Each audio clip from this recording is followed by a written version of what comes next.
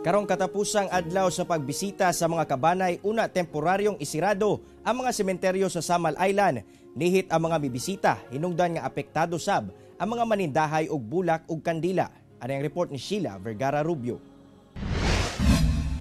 Nang hagbas og nang limpyo sa mausoleo ang pamilya de la Serna sa Samal Island Memorial Park, sanggit posibleng daghan ang mobisita nga kabanay karong katapusang adlaw nga makabisita sa ilang minatay sa sementeryo karong kalag-kalag. Limpyo lang mi diri kay bag umalang ni siya gipinturahan. Anya maghagbas mi. Mora ni amo diri. Karon lamang usab nakahigayon ang pamilya Aklo sa pagduaw sa ilang mga minatay sa sementeryo. Sumala pa nga ang uban dili na nila maato sa pagduaw. Busa sa dakong krus na lang sila midagkot. Among giduaw nga patay daghan ma'am, mga sobra 20 jud. Kaliwat lang namo, oo diri. Side sa among mama ug papa.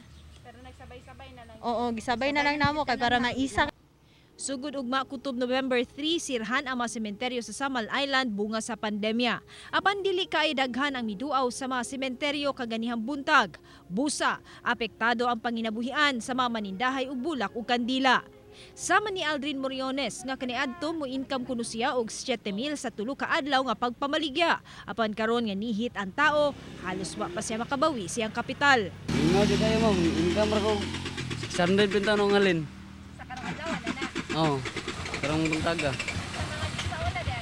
Ako so ito sa una mamay mo, income ko atog tag 7,000. Sumala sa pipila nga sa liwas sa kalagkalag kanus asubling mag-abri ang mga sementeryo. Posibleng mubalik na lang usab sila ron sa pagdagkot og kandila o sa pagduaw sa ilang mga minatay. Kauban si Melchor Awing sa kamera, ako si Sheila Vergara Rubio para sa One Mindanao.